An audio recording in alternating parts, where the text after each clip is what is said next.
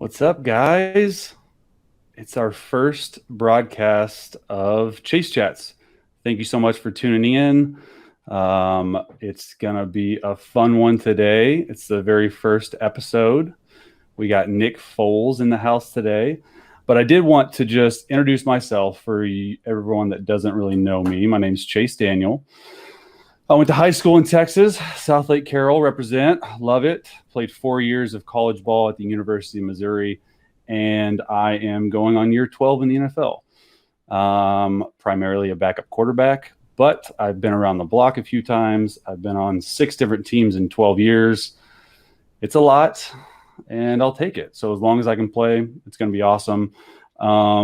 Just wanted to take this moment before Nick gets on and just let you know a little bit about Chase Chats. Just had the thought of during this quarantine time of, because I've been on so many different teams, have so many different friendships, whether it be football or anything else like that. I've had mentors, people that I've worked out with. I just feel like I know a lot of people. I've had a lot of people that have been mentors to me, and we just wanted to get these on. So it's literally just like today it'll be me and Nick. We're going to talk about a few subjects.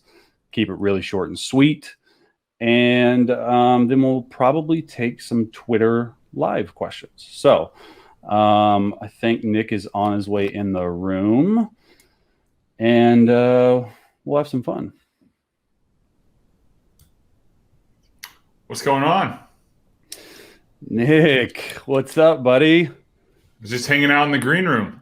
Green room, yes. We are using, it's great. We're using this wonderful platform, Socialive. If you don't know it, everyone out there, go get it. It's amazing. It's a platform that literally makes it so easy to stream really to multiple platforms all at once. We're using one little Socialive hub, and it's going out to Twitter, Facebook, YouTube. There can be like 10 or 12 platforms at once.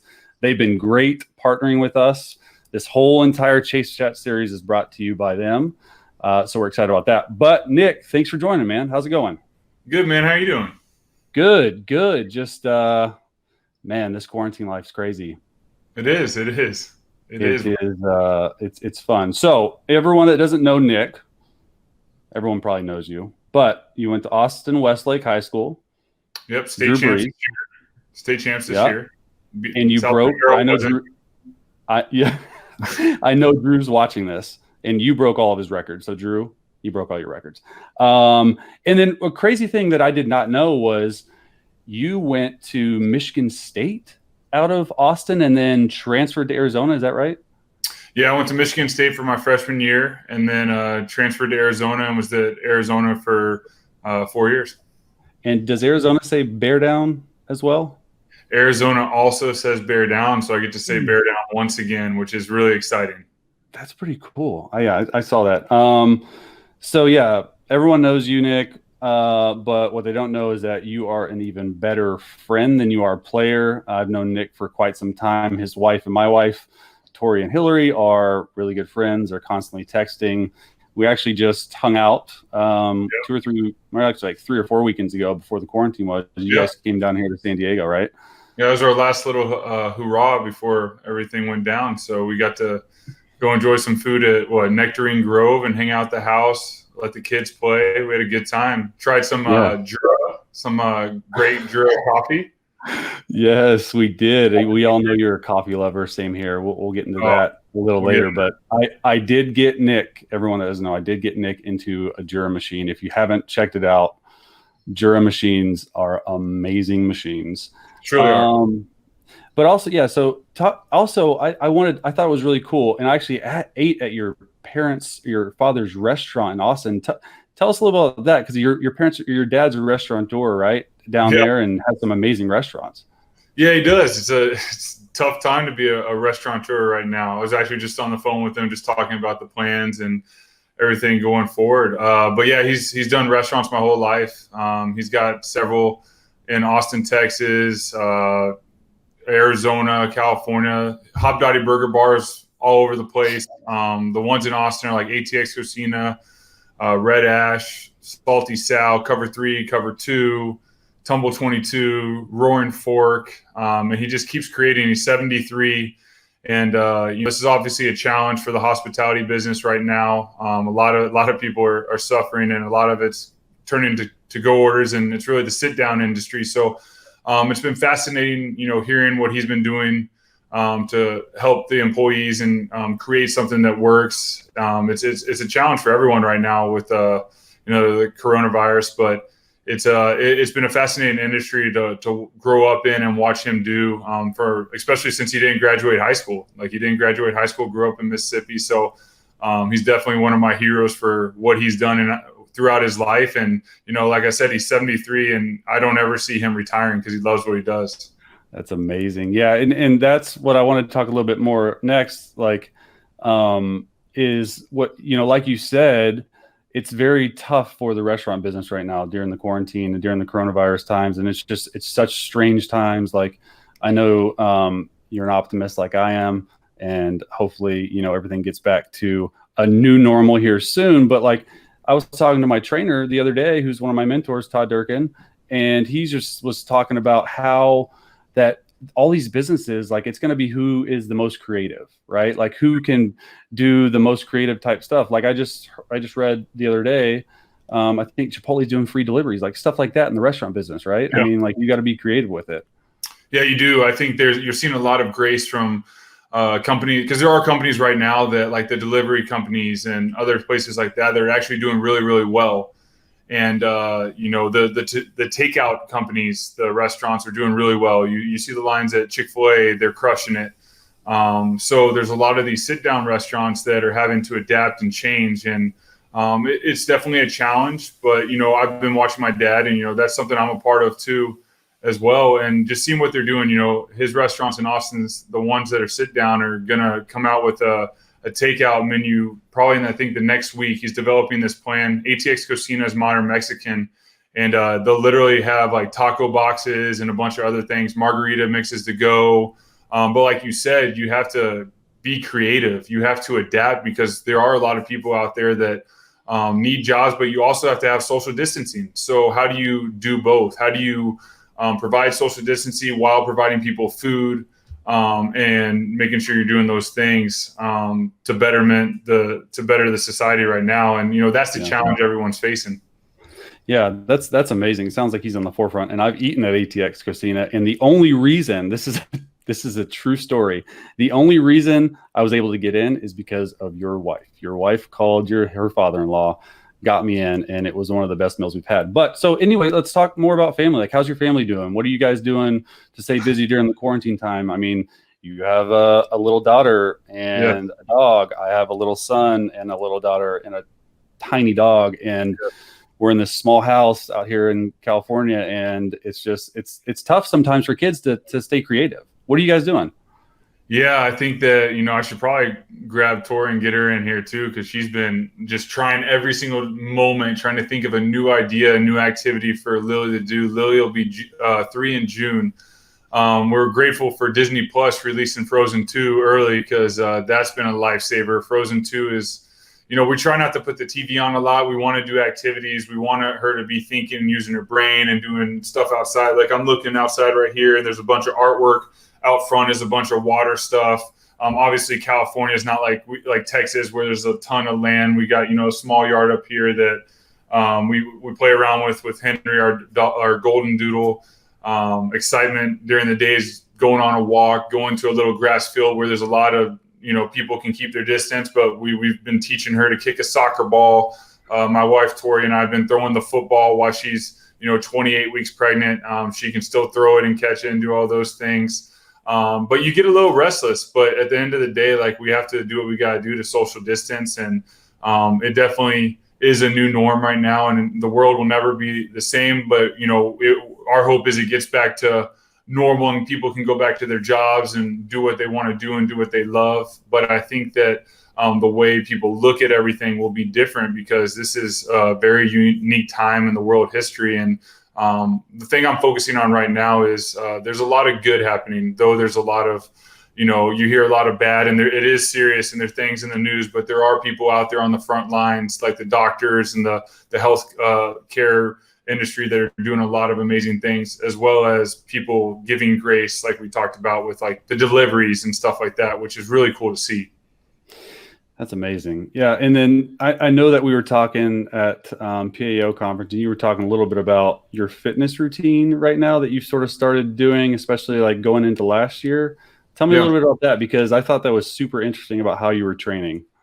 Yeah. So after the season, I was coming back from an injury. I was on IR to return, and then it was just a bunch of trials at the end of the season, just trial after trial. And, it didn't go as I had planned. But I went into the off season extremely hungry, as always, but even more so hungry just because of how things happened. And I've always wanted to do like a Ironman. I won't probably do it while I'm playing, because we obviously sign our lives away in our contracts, but I approached my training as Ironman training. So I developed a plan, and it got to the point where like one of my last workouts of doing this training was like a 9.18 mile run, a 3,300 yard swim, and probably an hour and a half on the bike. And that was sort of my last taste of it, because there was things that happened, and obviously everything that's been going on in the world, to where I try to just get an hour workout in it 5 days a week right now, 4 or 5 days a week, and just try to be efficient.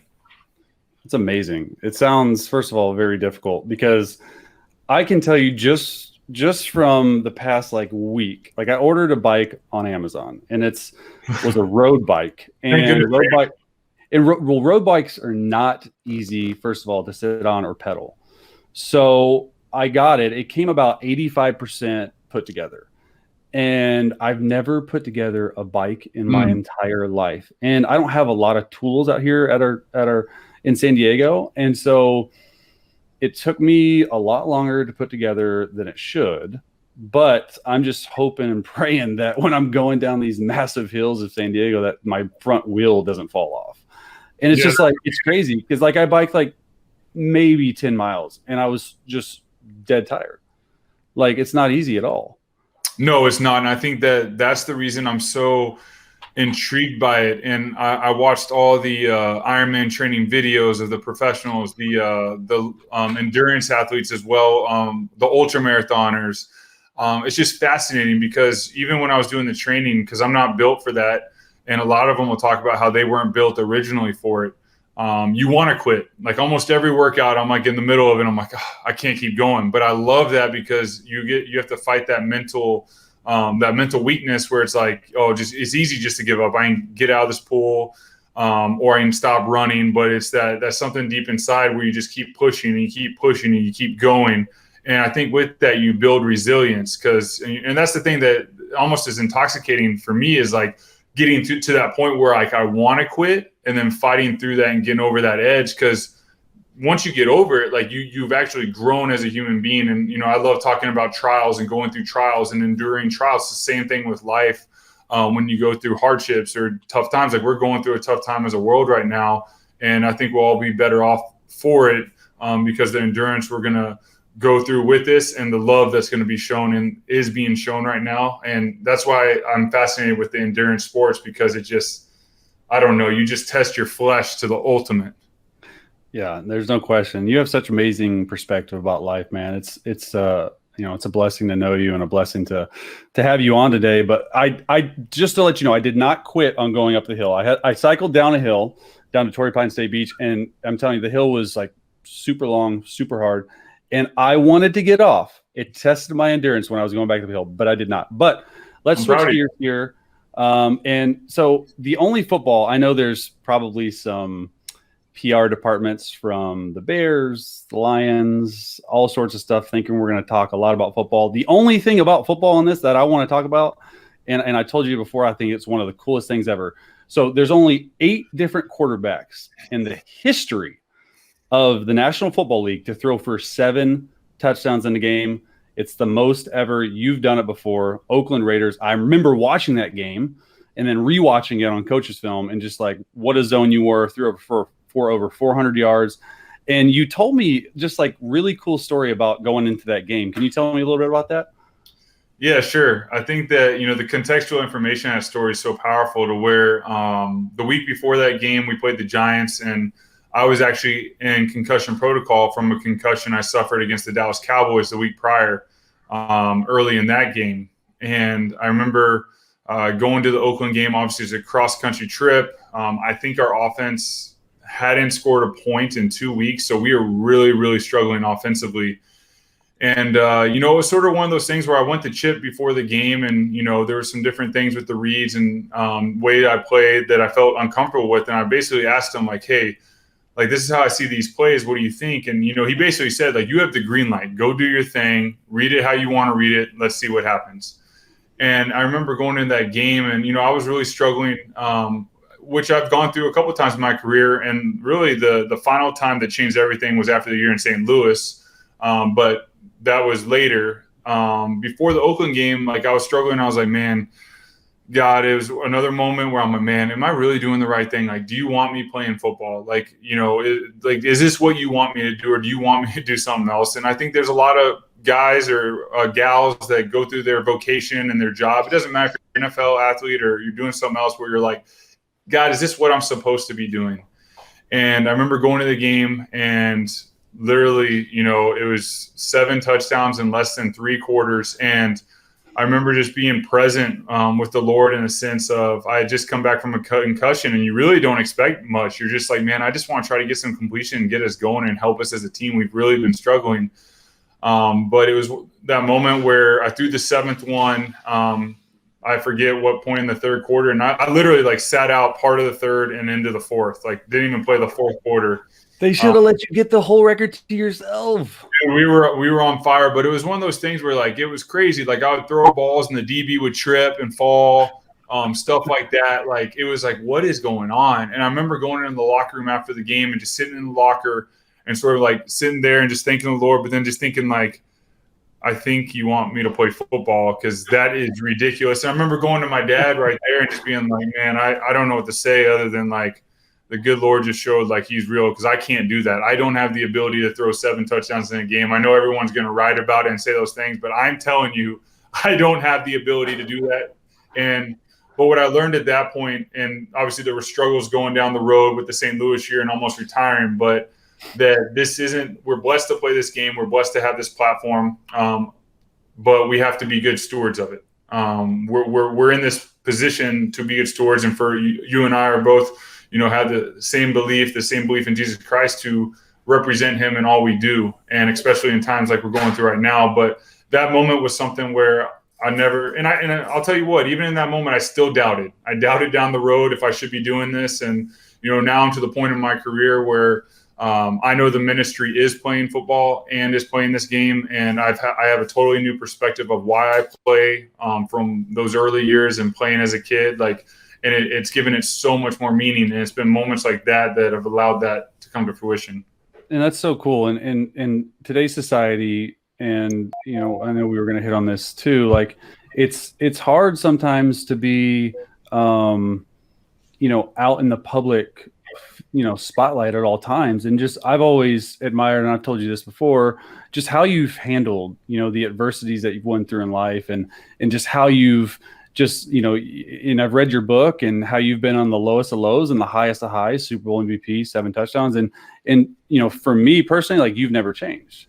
And I think that is like such a good role model, not only for our peers, but to the kids that look up to us, for adults that look up to us, everyone like that. Like, it is just such a breath of fresh air. And this is just so you know, it's not the norm. And that's why, I consider you one of my best friends, is you're just so open about it. And it's not easy, right? It's not easy to be open about some of these issues.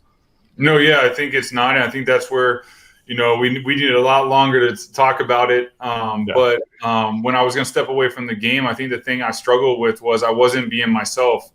in the sense of how I did interviews. You're told basically like what to say and what not to say, so you can't show your personality in interviews, which mine is really not like getting to know the reporter and respecting the reporter. And if they ask a dumb question, which happens especially in Philadelphia, like Les Bowen, and I know if he's listening, he's probably laughing like, man, I can't believe you called me out on this. But like, I wouldn't be afraid to say, Les, that's a silly question. But like, they like that because you're a person. You're treating them as a person instead of getting angry and upset. And that was what I realized after I was going to step back, because I went through like the wilderness, as you would say, after my year in St. Louis, to where I wasn't going to play anymore. And then when I decided to come back and play, it was solely to glorify God in all I do. And that's not necessarily like hitting everyone over the head with the Bible. What I'm saying is like, I want to live it out. I want my actions to speak louder. And anyone who's not a believer, like, don't look to a Christian as that is Jesus Christ. A Christian will always fail you. I will always fail you. Like, we're fallen people. You have to look at the word of God and the character of Jesus Christ, and that will never fail you. And I think that's where a lot of non-believers get, and even believers at the same time, where they look at Christians as like, oh, that person does that. That person's like that. Oh, that person is an adult. Like, listen, we're all broken people. Like, don't look at us, look at the word. But I say that right now is like, we have this beautiful platform we're on right now. We're not only getting to share the gospel message in a real way, we're going to talk about life and how we live our life. And, it's really an amazing thing. And this is a cool thing you're doing with the Chases Chats. Well, man, I appreciate it. And, man, truer words have never been spoken. But I did want to talk to you about, I know you mentioned it. I know you mentioned to start about Jura and about coffee. And everyone knows that follows you that you are a bulletproof connoisseur. And for those who didn't, he sent me some bulletproof. I'm hooked on it now. It's amazing. And I got you onto Jura. First of all, how did you get into coffee? Like, I feel like for me, at least, I've drank it since I was like freshman in college and just sort of like progressed from there. But how did you sort of get into that whole thing? Yeah, I was, so I didn't really drink. My dad grew up drinking coffee. He'd actually take me to a coffee shop, Upper Crust Bakery in Austin, Texas. As a kid, we'd sit at the community table and I would just listen to all these men have these crazy conversations. And I was just a kid. I just wanted a ham and cheese croissant and probably some like orange juice. Like, I was good. But it wasn't until probably like, I don't know, 2013, 14, something like that, where I was back home in Austin. My dad was looking at doing a new restaurant with a lady named Naomi, who owns Picnic in Austin, Texas. It's a wonderful restaurant in Austin. They actually do butter coffee, her own version of butter coffee. They sell her products, Picnic products, in like Whole Foods and stuff. Like, she has her own version. But I was there and she's like, hey, have you ever had this bulletproof coffee? And I'm like, what's bulletproof coffee? She's like, well, it's grass-fed butter with MCT oil. You can put collagen protein in it. It's these high quality coffee beans. You put it in a blender, you drink it. And like, I was sort of brought up on the athlete, like sugar and carbs and low with those, like fat is bad. So I didn't have like the knowledge of the foundation. So I'm sort of I'm like, what the heck's this? Well, her fiance at the time, they're married now, walks in and he has like 3 cups of it a day. So tablespoon of butter, tablespoon of oil, some collagen protein. And the dude's ripped out of his mind. So I'm like, what the heck? And then they brought down the science and everything. And then I drank it. It was amazing. I felt great. And I read Dave Asprey, the CEO's literature. He's written several books with a lot of great information. So I was hooked from that point on, to where, we developed a friendship years later, Bulletproof Coffee and I. And then after the Super Bowl, we were able to go deeper into like a partnership. But before that partnership, there was like four years or so of like just me being an avid drinker of the coffee, because I saw such a difference. And it turned into actually me, when I went back to Philadelphia, making it in the morning for several individuals while we watched our 6 a.m. Film, which you need coffee to roll at 6 a.m. as you know. Yes, you do. You need lots of it. You got to talk about the Jura, because you upped my game. I came to visit and you're like, bro, I got to show you this. And I'm like, what is this? And so you talk about the Jura. And the Jura, there is no sponsor with Jura. There is no part. Like, we just love Jura. So you got to talk about the Jura and what you did to me, because thank goodness for Jura right now. Yeah, there's no question. So for anyone that doesn't know out there, the Jura is just like a next level coffee machine, right? It's something that actually my in-laws got me onto when I would go and visit my then fiance and girlfriend in Kansas City, who now is my wife. Hillary, her parents had this amazing coffee machine. I'm like, always go over there, and I'd always drink like 2 cups in the morning when I go over there, and it was just like the best coffee, the smoothest. It had this like little frothy layer on it, which I think is like still the best thing to this day. You don't need sugar. You can pick, it's like a whole bean, so it's a grinder, and like steam presses it down. And I had no idea about it, and I looked one online, and I'm like, oh, these are not cheap. Like at all. Like I was like, oh, okay, well, maybe I'll get it as a gift, or maybe, a couple more years in the league, I'll get it. And so, we got married, my wife and I, in 2014, and for our wedding gift, her parents got us, and I say us, really me, because my wife doesn't really drink coffee too much, the Jura machine that they had. And it was like literally the best present anyone's ever gotten me. Like I've used it. We still have it to this day. I bought another machine for when we're out here in California, a much smaller one, but it's just the coolest thing in the world. And I actually got, you're the third quarterback I've gotten on it. When I was in New Orleans back in 2017, Drew Brees is a avid coffee lover, and he had no idea about it, and I got him on it, and he bought one for the quarterback room, which I thought was really cool. And then when I went to Chicago in 2018, Mitch was a really big coffee drinker, but just was doing like, K-cup, stuff like that, which is fine, or just the coffee at the facility. But then he got a Jura machine for the quarterback room. So you are going to get to enjoy that when you get in that quarterback room at some point. And then I got you to buy a Jura machine. So that's 3 Jura machines. Jura, if you're out there listening, I sold 3 Jura machines. No, but it's just it's some of the best coffee that I've had, and I'm sure you can. Tell about it. I mean, it shows right now that we're talking about coffee for a lot of it. Like we love, the thing is, there's a lot of people in the world that love coffee and love good coffee, and not only great beans, but like we talked about, like the way it's prepared. And, I'm grateful right now because I'm getting up early and trying to be productive during the day, and, having that coffee and everything else has, been great. We're very blessed to have it. So it's been awesome. That's what I was going to ask you. So I for you viewers out there that are watching live, I always get text from Nick around like 9-10 a.m. and he's always like, I'm on my 3rd cup. I'm on my, second shot of espresso. So how many do you have a day? Because I think people want to know. So like you drink a lot. I try to stay under 300 milligrams of caffeine, want to stay under, but like I'll wake up and I'll make a double espresso with some like Americano version of the bulletproof latte. And then a little bit later, maybe do like an espresso shot. If I'm feeling a little, excited and a little adventurous, I might hook up the milk and make a little latte macchiato. I'm like, I don't even know what this latte macchiato thing is, but I'm going to press it. It tastes so good. And I made it. And I'm like, man, if you put a little, I try not to have a lot of sugar, but, right now it's hard not to. Put a little maple syrup at the bottom of it. Like it's been little things in life like that have just been really special. And then just it keeps me going throughout the day. Be productive, get some reading done. Zoom chat has been huge. Using this platform's been great. All the different things. Thank goodness during this time, like we have technology to be productive, because without it, it'd be even crazier. Totally agree. So I don't want to keep you too long, and I know our viewers are probably getting tired of us chatting, but I did want to save the best for last. What I thought was really cool when we like chatted about this a couple days ago was, you've been staying busy in the off season. You've been really, it's a strange off season. First of all, I highly doubt we have OTAs, training camp. Who knows what that's going to look like? Yeah. But what's really cool is that you've been working on a few things that I think are like, first of all, super powerful.